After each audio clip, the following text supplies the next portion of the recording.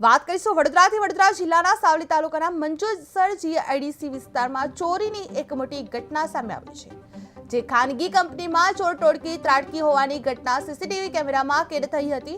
જે ચોરોએ copper coil અને એલ્યુમિનિયમના bobbin સહિત અંદાજે 6,72,000 રૂપિયાનો મુદ્દામાલ ચોરી લીધું હોવાનું સામે આવ્યું છે।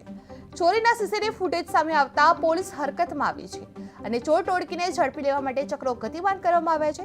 આ સમગ્ર મામલે પોલીસ વધુ તપાસ હાથ ધરવામાં આવી છે, જે મંજુસર જીઆઈડીસીમાં ચોર ટોળકી ત્રાટકી હતી, જે ખાનગી કંપનીમાં લાખોની ચોરીની ઘટના સીસીટીવી કેમેરામાં કેદ થઈ ગઈ છે।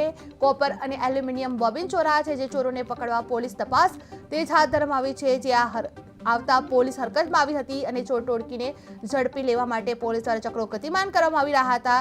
જે આ ચોર ટોળકી ત્રાટકી હોવાની ઘટના સીસીટીવી કેમેરામાં કેદ થઈ રહી છે, ત્યાં દ્રશ્યો જોઈ રહ્યા છો। સીસીટીવી કેમેરામાં આ કેદ થયેલા છે, જે ચોરોએ કોપર કોઇલ અને એલ્યુમિનિયમના બોબિન સહિત અંદાજે 6 લાખ રૂપિયાનો મુદ્દા માલ ચોરી લીધું હોવાનું સામે આવ્યું છે। જે ચોરીના સીસીટીવી ફૂટેજ સામે આવતા પોલીસ હરકતમાં આવી ગઈ છે અને ચોર ટોળકીને ઝડપી લેવા માટે ચક્રો ગતિમાન કરવામાં આવી રહ્યા છે। જ્યાં સમગ્ર મામલે પોલીસે વધુ તપાસ હાથ ધરવામાં આવી છે।